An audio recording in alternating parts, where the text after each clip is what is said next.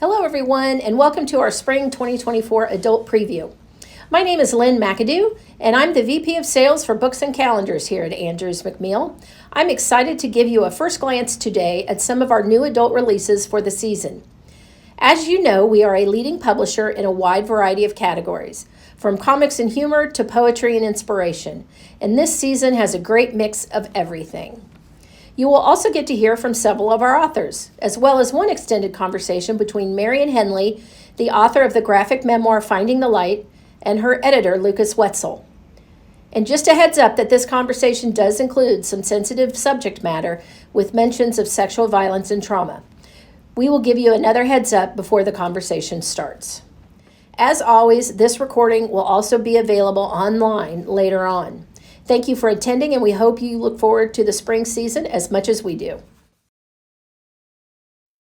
Three-time New York Times best-selling author and internet favorite poet Atticus invites readers to take a deeper look behind his mask.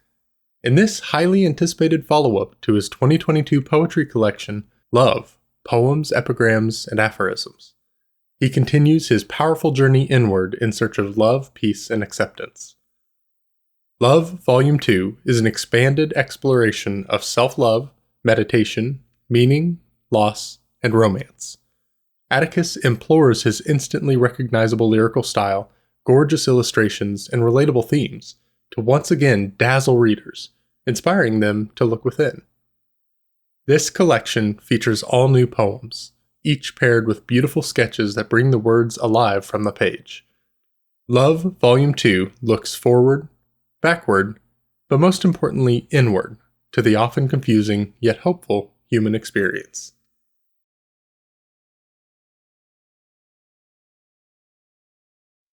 This is the second set of books collecting Bill Watterson's timeless Calvin and Hobbes comics in a new portable format. It features nearly 500 comics presented chronologically from March 1987 to July 1988. There are 7 sets planned in the series. Calvin and Hobbes is, of course, one of the most popular comic strips of all time. The imaginative world of a boy and his real, only to him, tiger first appeared in 1985 and was running in more than 2,400 newspapers when Bill Watterson retired on January 1st, 1996. This compact, portable new format is designed to introduce the timeless adventures of Calvin and Hobbes to a new generation of readers and will fit easily into backpacks as well as on the collector's shelf. Featuring archival slipcase and cover art selected by the author, the Calvin and Hobbes Portable Compendium pays tribute to the strip's origin in newspapers while appealing to both new and existing fans of Calvin and Hobbes. Next up, are you ready for some big dweeb energy? This latest Foxtrot book collection includes full-color Foxtrot Sunday comics from 2021, 2022, and 2023, and is packed with Bill Amen's delightful artwork and signature geek humor. Peter Fox never met a pizza he couldn't devour in 30 seconds flat. His younger brother Jason never met a pizza he couldn't incorporate into a complex physics equation about centrifugal force. Their sister Paige just wishes her brothers weren't so annoying. Together with parents Andy and Roger, the Fox family siblings navigate the nuances of remote learning, assembling gravity-defying ice cream cones, and trying not to humiliate their father in chess. Family pet iguana Quincy even gets in on the action in a brief stint as a TikTok star. So bust out your Rubik's Cube, fire up your Dungeons & Dragons strategy videos, don your Star Wars costumes, and get ready to celebrate your inner dweeb with this brand new collection of Foxtrot Sunday comics.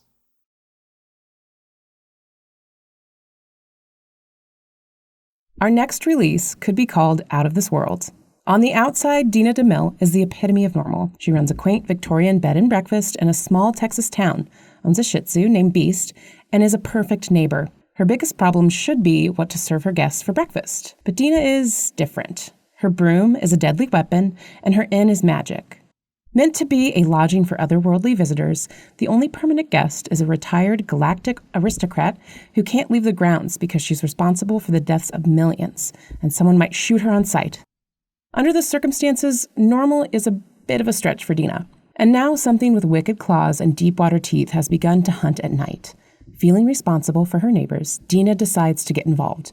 Before long, she has to juggle dealing with the annoyingly attractive ex-military new neighbor, Sean Evans, an alpha strain werewolf, and the equally arresting cosmic vampire soldier, Arland, while trying to keep her inn and its guests safe.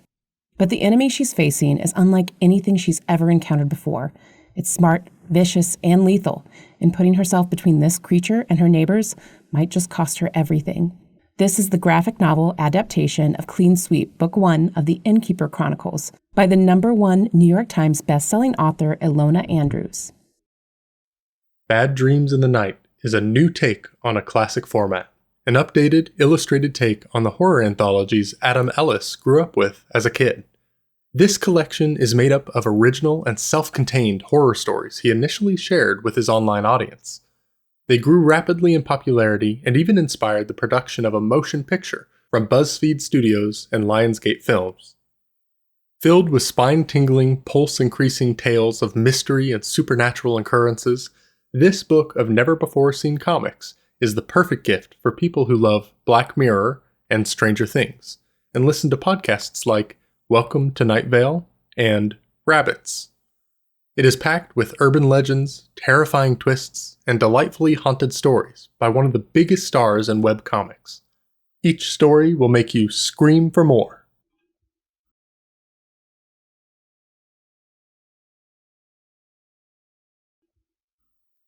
For those out there feeling the daily pressure of obligations, we are thrilled to bring humorous and heartwarming tales of resilience, self-care, and mental health from the popular webcomic War and Peas. Told in rhyming verse and delightful comic illustrations, these stories cover everything from heartache and personal growth to creative burnout and searching for the elusive perfect email signature. While the groundbreaking webcomic duo War and Peas is famous for their dark style of humor, they decided to try something more poetic and purposeful to inspire their millions of readers during challenging times. So, they created the short story, A Job is a Job, and published it online. It got so much attention and praise that the authors decided to make an entire collection of inspirational illustrated stories for adults. These stories of heartache, self-doubt, family conflict, and employment help turn the struggle of becoming an adult in today's world into something playful, punny, and profound. Once Upon a Workday is there to console and inspire the burnt-out professional in all of us.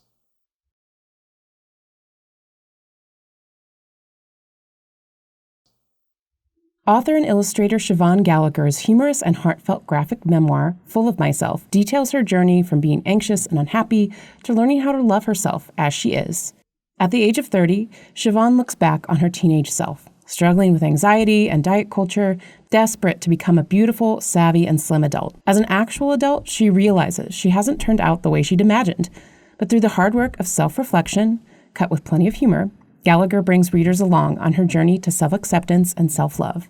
Through witty comics and striking illustrations, Full of Myself is a highly relatable story of the awkward, imperfect, and hilariously honest teenage best friend readers will wish they had, and the awkward, imperfect, and hilariously honest woman she becomes.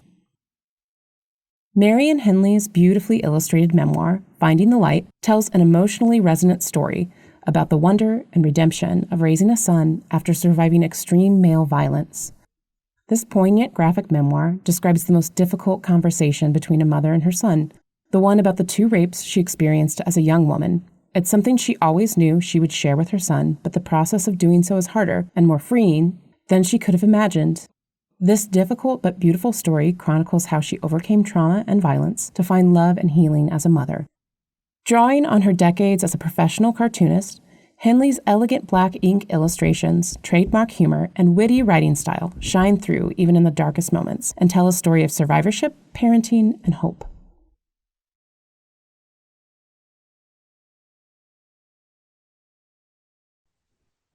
So your newest graphic novel, it comes out in 2024, March 5th, 2024. It's called Finding the Light. And that story is different than anything I've seen in graphic novel form before. Could you tell us a little bit about the background of that book and why you chose to tell it as a graphic novel and what that process of writing it was like? Well, it took up 30 years of my life. So it was very different from anything I'd done before in that regard, because I had a weekly comic strip.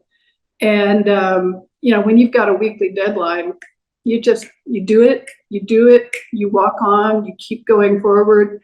Whereas this process of 30 years, it was just these multiple intersecting spirals. And the challenge, well, there were two. One was technical and one was emotional, psychological.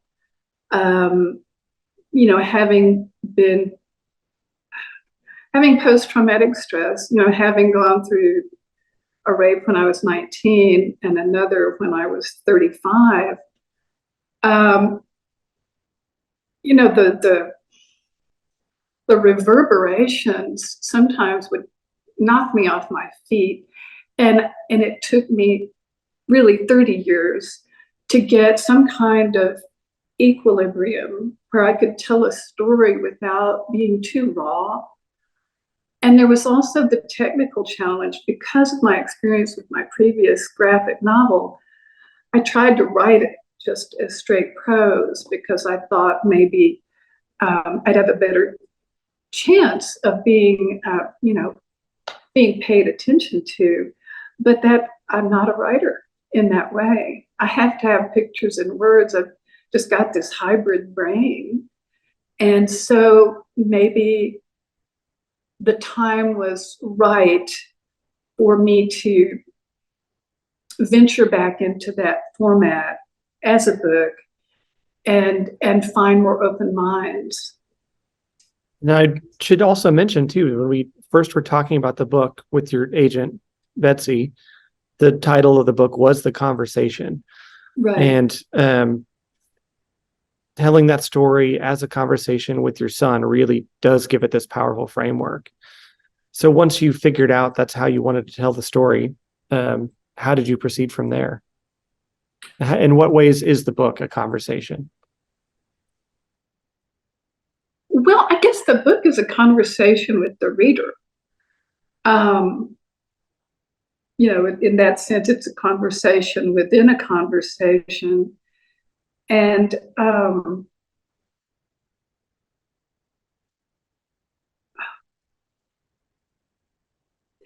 and I didn't really talk about it at length.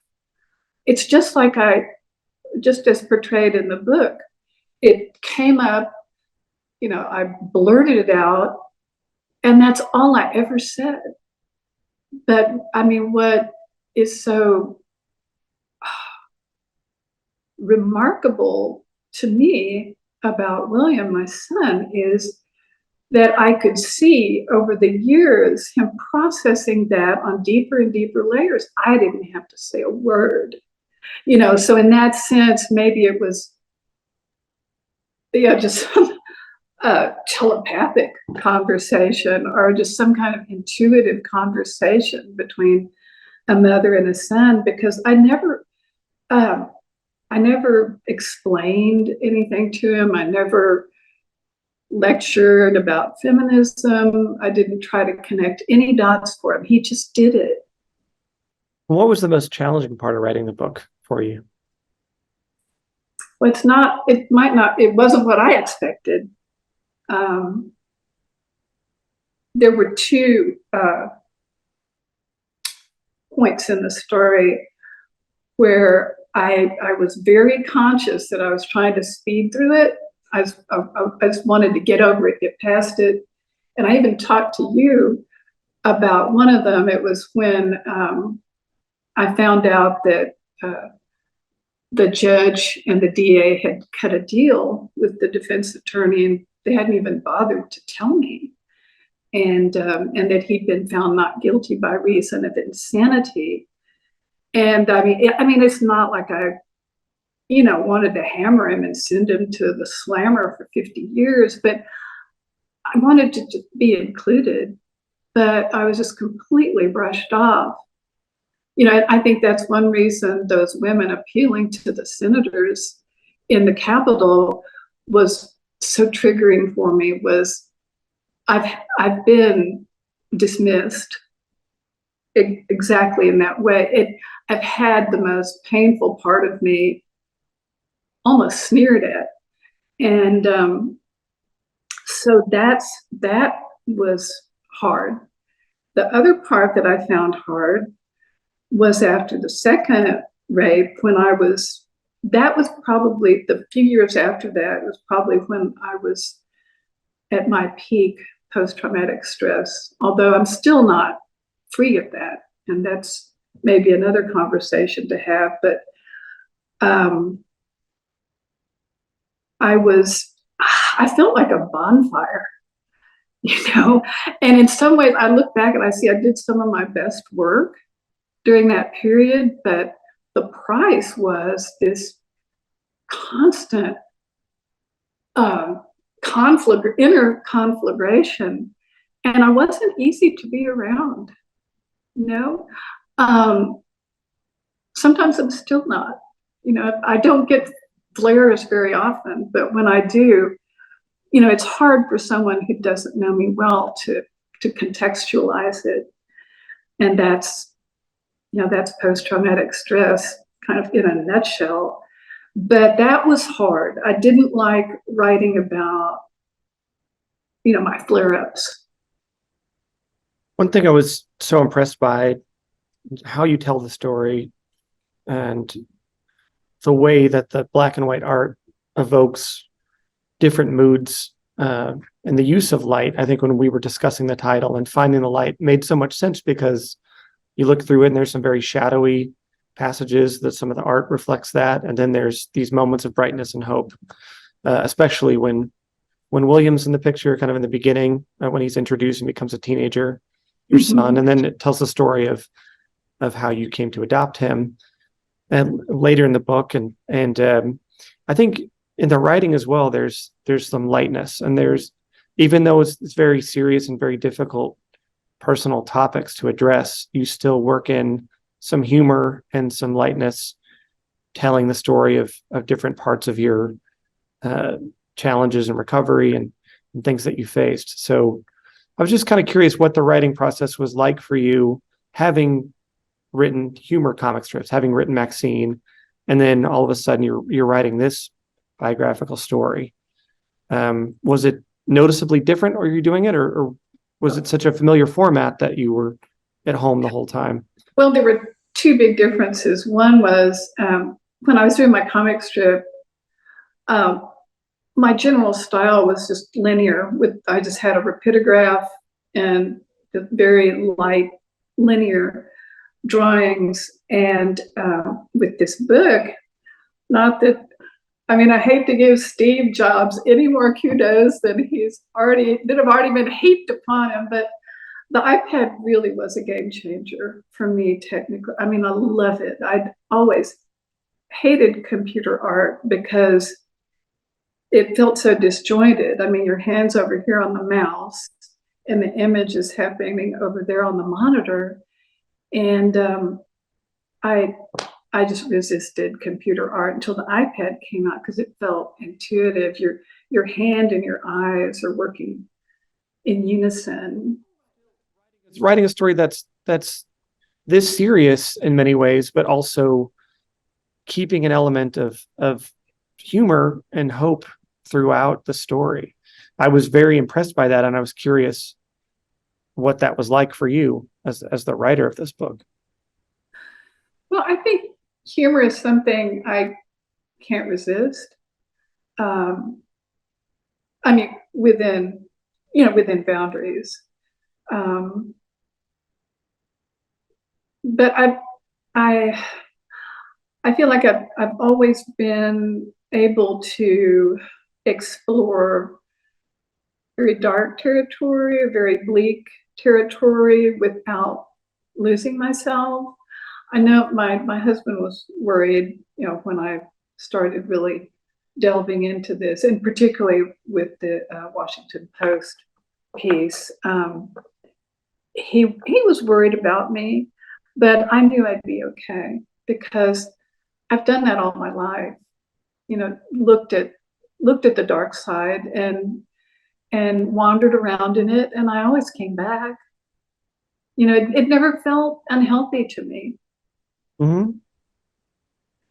But with my comic strip, I had an alter ego. That's a big difference between, I guess, my life as a cartoonist and this book. Um, with my comic strip, I was the little man behind the curtain. I'd have my alter ego go out there and do zany things or risque things or say things that I would, never do or say. And also I used a lot of metaphor in my comic strip. Well, like the first time I touched upon the topic of sexual violence, it was very, very oblique. And I was scared. I mean, I was just kind of shaky when it was published, because I had never brought that out into the public eye, even though I was very concealed, behind them. It was called Blame the Victim Game. Hmm. And my character was a game show host for Blame the Victim. And they had this wheel where you could spin different misfortunes in order to blame the victim. And one of, misfortunes like getting cancer, getting fired, or, being a rape victim. I mean, I kind of buried it in there. But that's an example of the kind of metaphor I could use to protect myself, maintain some kind of distance between myself and what I was saying. But this book is, it's pure autobiography. Just to me, I'm not behind. I stepped out from behind the curtain. Hmm. What would you like readers to know about the book going into it, and what would you like them to take away from it? Well, the first one I could answer. The second one, I'm not sure I can. Um, I think a reader should know that I'm going to take them to some dark places, but I'm not going to leave them there. And so far as what they take away, I don't know if that's even for me to say. I mean, and it's unpredictable. I'm always so interested to hear what other people think I have done, because this was such an intuitive process. I mean, people have asked me, well, did you, I have some writer friends, they're curious about whether I had outlined it or this or that. It was so instinctive. The whole process was, what do I want to say next? And I'd say it, and I'd think kind of in vignettes. I'd think of one vignette and I'd kind of piece them together as I went along. And somehow I managed to form a narrative. But, whenever, whether you're writing a song or making a movie or doing a book, you let it go.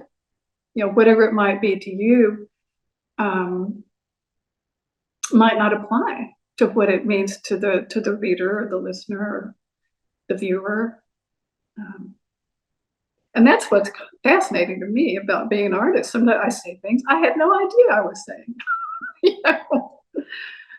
Do you have a favorite bookstore where you live, or growing up, did you spend a lot of time in bookstores? And what does it mean to you to have your book out on the shelves in bookstores across the country? I've always been,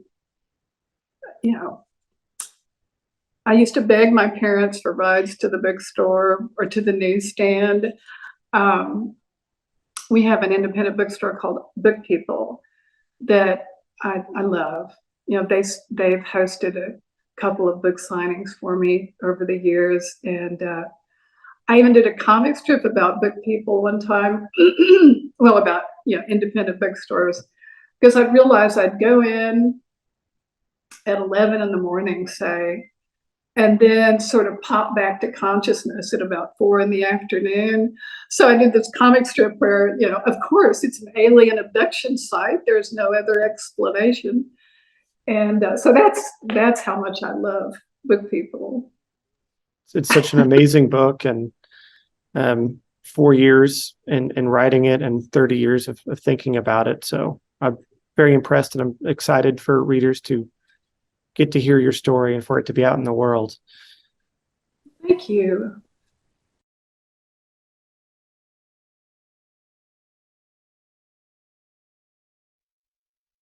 Alicia Cook is back with the highly anticipated final track list in her poetry collection of mixtapes. The music was just getting good. Following in the footsteps of her first two installments, Stuff I've Been Feeling Lately, and Sorry I Haven't Texted You Back, Cook is closing out her trilogy with a poignant and all too relatable look at the ebbs and flows of life, and why, even during our most difficult seasons, a better day can appear just around the corner. Spread across 184 tracks of 92 poems and 92 blackout poems, each paired with an accompanying song, Cook returns to her evergreen themes of mental health, hope, and recovery, and reminds readers that grief is not reserved solely for death. We may grieve who we used to be, moments that never came to pass, physical places, and, of course, people. People who've died, but also those who've left, and those we had to leave behind. A stunning closing number and a timely and necessary collection of work. The music was just getting good, is the balm your soul has been waiting for.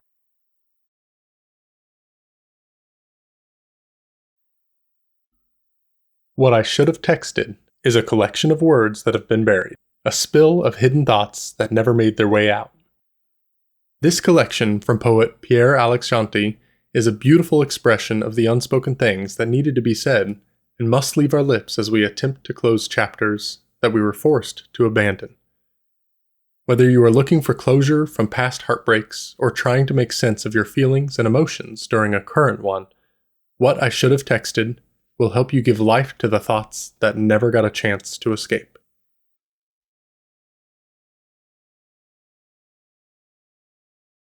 S.K. Williams dives back into their past with Before You Know It, a collection of poetry made up of two stories told in tandem, recalling the ages of 18 to 28 when the world laid waiting at their fingertips and the pressure of figuring everything out was never too far away. Featuring 4 chapters divided into 2 parts each, in the beginning, Uncharted Water, Beneath the Storm, and At the End, this collection compares 2 people's life experiences to one another and sees how similar we all really are. Through this book, Williams explores themes of youth, uncertainty, ambition, anxiety, depression, powerlessness, isolation, and body image. At moments nostalgic, freeing, and youthful, and other times pushed down beneath the mounting pressure and responsibility of young adulthood, these 2 perspectives ask us to take a moment to appreciate how far we've come and to trust where life will take us. Hi, we're Shayla and Kevin of S.K. Williams. We wrote the poetry books Love by Night, Maybe Today, and we're very excited to share our 3rd poetry book, Before You Know It, coming out April of 2024. Our new book explores our separate experiences of emerging into adulthood, focusing on the age range between 18 to 28, a time when people are kind of figuring out how to be adults and all the challenges, pressures, and freedom that comes along with that.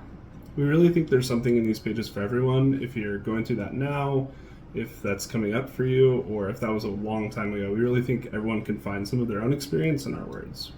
We really hope you check it out. We're really proud of it, and we hope you like it. Thank you. Thanks.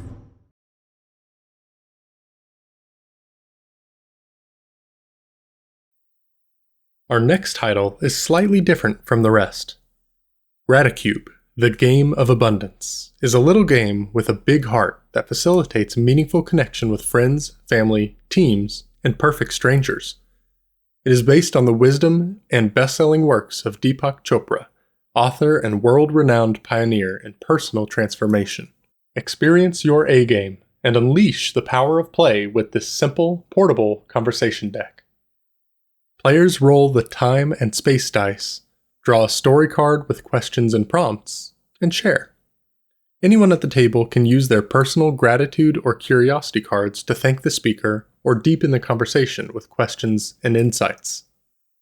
This is the perfect game and gift for anyone who is ready for a more human adventure in curiosity, gratitude, and joy. Prepare to learn more about others in one game than you've learned in years. Raticube, the Game of Abundance, will level up your relationships, career, and life for good.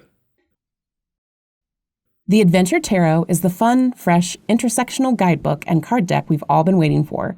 The first of its kind, this road trip-inspired tarot deck from writer Elizabeth Sue is on a mission to celebrate the Asian American experience and empower women to love all aspects of themselves and the natural world around them. The 78-card deck, full of gorgeous illustrations by artist Jenny Chang, takes you on an epic adventure of self-discovery, acceptance, and belonging. Curated with slumber party vibes and best friend advice, this contemporary deck was designed for tarot newbies and seasoned practitioners alike and will resonate with outdoors lovers, crystal hoarders, boba connoisseurs, and everyone in between. If you're ready to connect to your intuition and find out who you are underneath who the world told you to be, then pull your first card and let's hit the road. Hi booksellers, this is Elizabeth Sue and I am the author and creator behind The Adventure Tarot, which is a road trip inspired tarot deck that's all about self-discovery and belonging. The idea stemmed from my own experience living on the road during the height of anti-Asian hate crimes in 2020. In a time that felt really difficult to love myself as an Asian American woman, I really wanted to create a spiritual tool that reminded me and my community that we do belong here, that we are just as American as the next person. And what better way to do that than to have the backdrop of this deck be a quintessential cross-country road trip. There has never been a deck or guidebook that centers the Asian American experience in this way, that allows us to be multifaceted beings where we can dream big and be cool and make mistakes and fall in love and have our joy be celebrated. I truly believe that healing happens when we can learn to love all parts of ourselves, and ultimately that's what this deck is all about, no matter who you are. The cards themselves are absolutely stunning and really freaking cute, and they will appeal to women of all ages, but especially my millennials and Gen Zers, anyone new to tarot, and seasoned practitioners looking to add a hip intersectional deck to their collection. I am so excited for you to see these cards, and I hope you love playing with them as much as I did creating them. Your favorite Neopets, now on a full deck of traditional tarot cards. This tarot deck features an all-new box and card layout with a fairyland theme, so you can channel fairies like Chidora, Elucin, and Fiora for guidance. With an illustrated guidebook to help you interpret your cards, this officially licensed Neopets deck will inspire you to reflect on life and its many quests. Impress your friends and family with your fortune-telling skills. This Neopets tarot deck features 78 of your favorite characters from Neopia, as well as a guidebook to help you thoughtfully interpret your cards. Each illustrated card combination will offer guidance, insight, and reflection with the help of the Neopets fairies. The deck contains all of the traditional major arcana with 22 cards, and minor arcana with 56 cards. It can be read as you would a Rider-Waite deck. Neopets, the official tarot deck, is perfect for returning fans and nostalgic players. Originally published by Geekify, this new variant of the Neopets tarot deck focuses on fairyland and its fairies, with an all-new box design and card backing by artist Amy Schultz that's exclusive to this edition.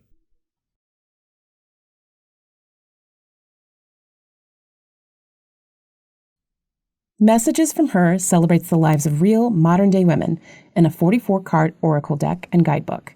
Invite these women into your life to inspire and empower you. Each card is a woman from modern history that represents a virtue or ideal, such as Amelia Earhart for adventure, Beyoncé for power, and Marie Curie for knowledge. These beautifully illustrated oracle cards can be used for divination and guidance. The guidebook features advice on how to interpret cards, as well as inspirational passages, quotes, and the story of each woman represented. Messages from Her salutes women from all backgrounds and walks of life and is sure to empower and inspire you with its art and stories. This book is for all of us. Whether you're in a relationship, situationship, perpetually single, or newly single, your relationship status doesn't matter. For anyone wanting to better understand how to approach relationships and confidently step forward into your full, authentic self in your love life, you've come to the right place. In Trust Your Timing, Vogue astrologer Alice Bell shows us how understanding our own astrology can transform our relationships. By guiding us through the basics of reading our birth charts, meaning the map of stars and planets at the exact moment we're born, and then moving on to more advanced areas of astrology, she shows us how learning to trust our timing empowers us to live our lives more freely. Whether you're new to astrology or have been practicing for years, this book is a must-have companion for answering the questions you've always had about your love life and help you to build stronger relationships. Journey in the Wilderness of Northwestern Europe between the 6th and 10th centuries. an oft-forgotten time in a mystical and magical place where the terror of the wilderness was surpassed only by its potential for salvation. Wild, Tales from the Early Medieval World, takes you on a journey out of the present and into the wilderness of another age. It's a collection of poems, tales, and deeply researched musings that explore the rich history of the medieval wilderness of Northern Europe and the mysteries and teachings that it holds. Amy Jeffs knows that if you get lost in the wilderness, you may never be found. So she is here to guide you through it and back home to your own Vestin dream. Hi, I'm Amy Jeffs and I'm the author of Wild, Tales from Early Medieval Britain. This is a collection of short stories and commentaries inspired by early medieval literature, and they all explore an old idea of the wilderness and the people that lived in it. It's structured across 7 chapters: Earth, Ocean, Forest, Beast, Fen, Catastrophe, Paradise, and it's illustrated with wood engravings like the one you can see here.